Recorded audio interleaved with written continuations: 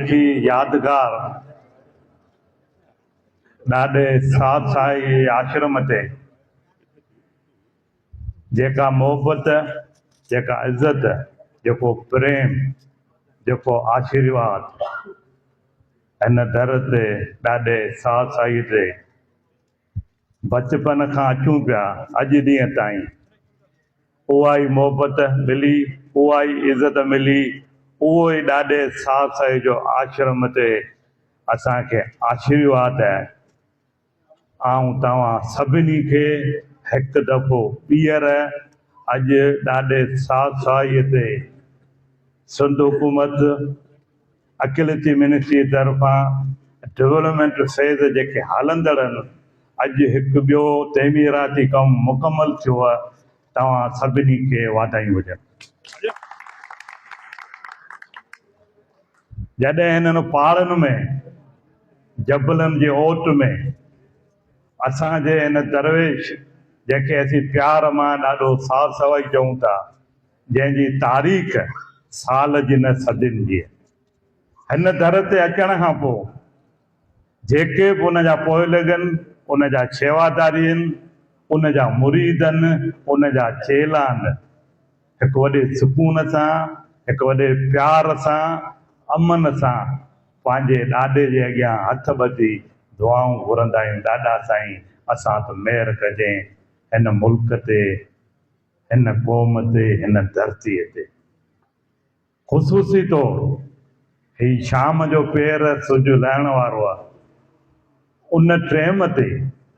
जेके यादगिरियूं अॼु पाण सां जुड़नि थियूं, जेके बि भॼन तकरीब पाण आया आहियूं, ऐं सभिनी जा नाला बि खणा थो, उन्हनि जो शुक्रगुज़ार कंदुसि, थोरो मञंदुसि त हीउ जॾहिं सिज जो लहंदड़ मंज़र आहे, उहो असांजी जनम भूमि, असांजो कोस्तान, थाणो बूला खान मुंहिंजो जनम भूमि, ऐं हिते मुंहिंजे जेके बि शेवादारी आहिनि उन्हनि मां अक्सर जेके आहिनि उहे थाणे बूला खान जी जनम भूमि आहिनि।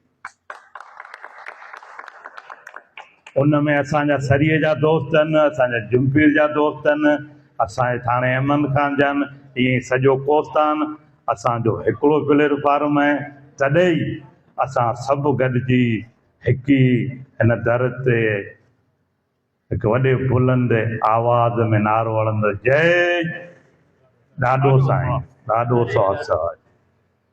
अॼु जी हिन यादगार तकरीब में असांजी मिनाटी डिपार्टमेंट, मूंखे उन ॻाल्हि जी ख़ुशी आहे, जहिड़ी तरह हे मुंहिंजे जेके साॼे पासे बीठा आहिनि उन्हनि जेको प्यार ॾिनो, जेका इज़त ॾिनी, जेका मोहबत ॾिनी, उहा कीन विसार बि। ऐं मुंहिंजे खाॿे पासे जेके मुंहिंजे मिनाटीअ जा सेक्रेटरी साहब, डायरेक्टर साहब, एक्शन साहब ऐं पूरी टीम अॼु हिते आई आहे, ऐं उन्हनि जो वेलकम कयां थो, उन्हनि जो शुक्रगुज़ार आहियां। असांजे डिपार्टमेंट जो सेक्रेटरी जनाब जमशेद आलम साहब, असांजे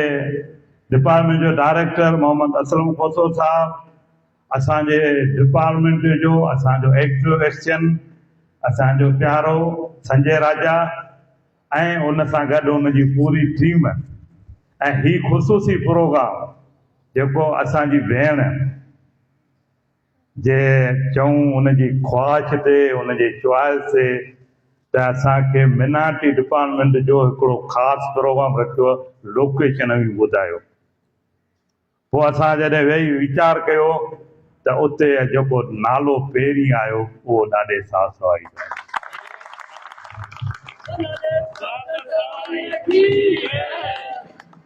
ऐं उन भेण जो शुक्रगुज़ार आहियां जंहिं पंहिंजो ख़ुशूसी टाइम ॾेई करे असांजे हिन आश्रम खे कवरेज कयो ऐं हिन तारीख़ी जॻह खे हिकु रिकॉर्ड जो हिसो बनायो त पाकिस्तान पार्टी, पीपल पार्टी, सिंध हुकूमत, अकिलती मिनिस्ट्री जेके सॼी सिंध में कम हलंदड़ आहिनि, उन कमनि जो जेको सभ खां बहितर असां सम्झो उहो ॾाढे साथ सवाई आहिनि। तॾहिं चऊं था जीए ॾाढो। उन सां गॾु असांजा निहायत ख़ूबसूरत ॿार दोस्त हिन आश्रम जूं शेवाऊं कंदड़ सदाईं मोहबत वंडींदा आहिनि। मुंहिंजो प्यारो श्यामलाल तारवाणी, मोतीलाल तारवाणी, परसराम, हरेश कुमार, अशोक कुमार, हीरोमल, रेलूमल, भोजोमल, डॉक्टर रूपचंद, मुखी साहब, हीरालाल ऐं ॿिया सभु ॾाॾे जा शेवादारी ऐं ख़ुशूसी तौर ते अॼु हिन ॾाॾे जे दर ते असांजे पारसी कम्युनिटी जो हिकिड़ो दोस्त शहजादो हिते मौजूद है। मैं उसका भी वेलकम करता हूँ। हमारी बहन तुचना पटेल का साहिबजादा आज हमारे दरमियान है। मैं समझता हूँ ये इंटरफेथ हारमोनी मजहबी रवादारी का एक बेहतरीन मिसाल है दादा के दर पे। तो हम हिंदू भाई हैं, मुसलमान भाई हैं, हमारे साथ पारसी कम्युनिटी का भी शहजादा है। मैं समझता हूँ ये हमारे लिए एक अच्छी रवायत है। तो हमारे जो बुजुर्ग हैं उनका जो फलसफा है सूफीज़म का, इंटरफेथ हारमोनी का, उसका आज एक मिसाल है। तो आज 3 फेथ के जो लोग हैं वो हम दादा साध के आश्रम पे हैं। ये हमारे लिए एक ऑनर है। पाकिस्तान पीपल्स पार्टी, सिंध हुकूमत, अकेले मिनिस्ट्री, इन्हनि जो पाण में गहरो ॻांढापो आहे। हिकु अहिड़ो रिश्तो जुड़ियल आहे जेको कॾहिं नथो टुटी सघे। शहीद राणी मोहतरमा बेनज़ीर भुट्टो साहिब जो विजन हो, उन जो पॉलिसी हुयूं त पाकिस्तान में जेके बि अक़िलती बिरादरियूं आहिनि उन्हनि खे फोकस कजे, उन्हनि खे ख़ुशूसी अहमियत ॾिजे। उन सोच, उन विजन ऐं बीबीअ जे उन फ़लसफ़े खे अॻिते वठी प्रेसिडेंट जनाब आसिफ अली ज़रदारी साहब, चेयरमैन बिलावल भुट्टो ज़रदारी साहब, अदीब फरियाद टालपुर साहिबा, बीबी आसफा भुट्टो, CM सिंध सैयद मुराद अली शाह साहब जूं इहे ख़ुशूसी हिदायतूं आहिनि मिनार्टी डिपार्टमेंट खे, अक़िलत खे, असांखे। त अक़िलत जा ॾुख हुजनि, सुख हुजनि ऐं उन्हनि जा इशू हुजनि, अवी उन्हनि सां गॾु हुजो ऐं गॾु रहिजो। पाकिस्तान पीपल्स पार्टीअ जी इहो ई विजन, इहो ई पॉलिसी असांजे चेयरमैन बिलावल भुट्टो ज़रदारीअ जो हिकिड़ो ॿियो ख़ुशूसी विजन। उहो कहिड़ो विजन आहे? उहो विजन आहे इंटरफेथ हारमोनी, मज़हबी रवादारी। उन इंटरफेथ हारमोनी मज़हबी रवादारी खे प्रोमोट कंदे अक़िलती मिनिस्ट्री सॼी सिंध में जिते बि असांजूं अक़िलती बिरादरियूं रहनि थियूं उन्हनि सां गॾु जबल कोस्तान उन्हनि जी पंहिंजी जेका सूंहं, जेका तारीख़ आहे। सिंध में 2 इलाइक़ा अहिड़ा आहिनि, हिकिड़ो कोस्तान जबल, ॿियो थर वारियासी भिट। जॾहिं सख़्तु गर्मी हूंदी आहे त उते जॾहिं जबल तपनि था, जॾहिं वारीअ जा भिट तपनि था, तॾहिं बि उते जा जेके मक़ामी माण्हू आहिनि उहे ओतिरी मोहबत था कनि उन्हनि जबलनि सां, उन्हनि भिटनि सां। छाजे करे त हुननि जा अब्बा, हुननि जा ॾाॾा, हुननि जूं जनरेशन उते ई दफ़न थियल आहिनि। तंहिं करे उहो इहो न महसूसु कंदा आहिनि त हीअ वारी थी तपे या हीअ जबल तपे। न, छाजे करे अबाणू भट्ट पंहिंजी जनम भूमि कॾहिं बि न वेठा। हीअ सॼी सिंध असांजी पंहिंजो घर आहे, पंहिंजी जनम भूमि आहे। सिंधू माथिरी, सिंधू दरिया, मोहन जो दड़ो, इहे असांजी तारीख़ जी हिकिड़ी सूंहं आहे। असां जॾहिं कराचीअ मां गाॾीअ में अचूं पिया, सेक्रेटरी साहिबु गॾो, डायरेक्टर साहिबु गॾो, पोइ मुख़्तलिफ़ मौज़ुनि ते बहस कंदा पिया अचूं, हाल अहिवाल तारीख़ी तौर ते, सक़ाफ़ती तौर ते। असां वञी मोहन जे दड़े खां अॻु वारे दौर वियासीं, सिंधू माथिरी, जंहिंजो असांजे चेयरमैन बिलावल भुट्टो ज़रदारी साहब जॾहिं पाणीअ जे कैनालनि जो इशू आयो, उन वक़्तु सिंधू माथिरी, सिंधू कैनाल खे वधीक हाईलाइट कयो वियो ऐं हिकु वॾो आवाज़ असांजी सिंध जी गुलूकारा सनम मारवी सुंदू वहंदो रहे सुंदू वहंदो रहे उन सुंदू वहंदो रहे उन सुंदू वहंदे रहंदे जे पोयां जेका तारीख़ है भिटाई साहब पंहिंजे शाइरीअ में अॼु असीं जॾहिं हिन सावण जे मुंद में सावण जे महीने में ॾाढे साद सवाईअ ते जॾहिं थधिड़ी हीरनि में जबलनि जे ओट में वेठा आहियूं इन ई सावण महीने में भिटाई साहब इहो शाइरी आहे सिंधू दरिया जे हवाले सां उनखे दरिया छा दादलो चयो वेंदो आहे त जॾहिं सावण जे महीने में सिंधू दरिया जेका गजगोड़ सॼे गजगोड़ सां वहंदो हो उनजे अॻियां ही जबल ही ॿियूं सभु शयूं का हैसियत कोन रखंदियूं अॼु जॾहिं हिकु कुझु टाइम खां ॾींहंनि खां इहा ॻाल्हि थी थिए त सूबा अलॻि कया वञनि इंतिज़ामी यूनिट ठाहिया वञनि पर ईअं न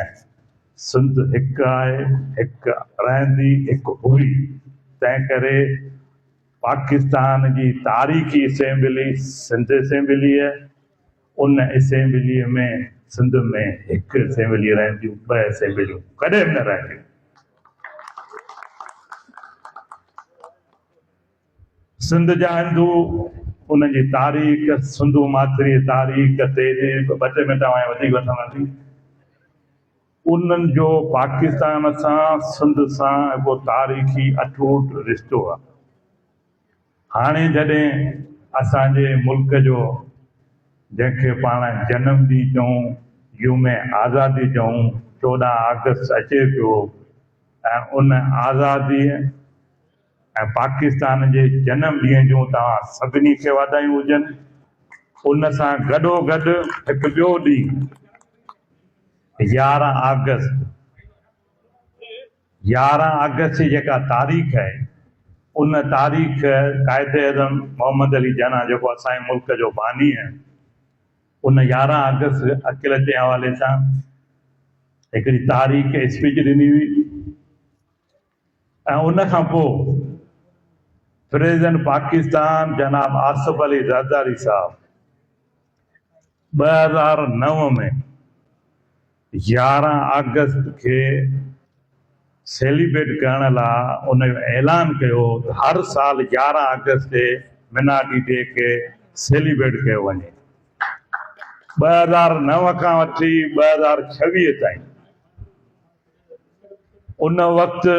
जॾहिं सेलिब्रेट थी हुई तॾहिं बि पाकिस्तान जो प्रेसिडेंट केरु हो जनाब आसिफ अली ज़रदारी साहब ऐं जॾहिं 2026 में असां उहो मिनाटी डे सेलिब्रेट कंदासीं उन वक़्तु बि पाकिस्तान जो प्रेसिडेंट मोहतरम जनाब आसिफ अली ज़रदारी साहब खे इहो बि एज़ाज़ु हासिलु आहे त हू पाकिस्तान जो पहिरियों सिविलियन माण्हू जेको 2 भेरा पाकिस्तान जो प्रेसिडेंट रहियो आहे रही हले पियो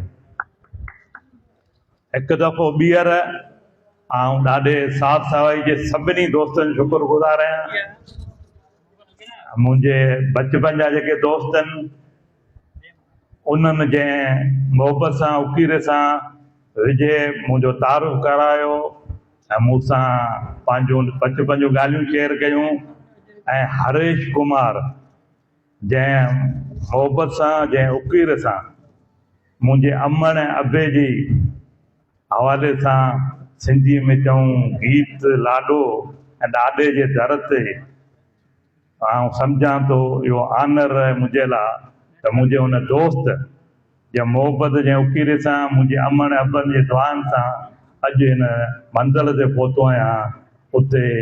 ॾाढे स्वाद स्वाई दुआऊं गॾनि मुंहिंजे अमण अबे जी दुआऊं गॾनि अवां दोस्तनि जूं गॾनि ऐं पाकिस्तान पीपल्स पार्टीअ जे वर्कर हैसियत में प्रेसिडेंट आसिफ अली ज़रदारी साहब चेयरमैन बिलावल भुट्टो ज़रदारी साहब जूं महिरबानियूं जिन मूंखे MP कयो माविन ख़ुसूसी कयो अॼु जॾहिं ही मोहबत भरिया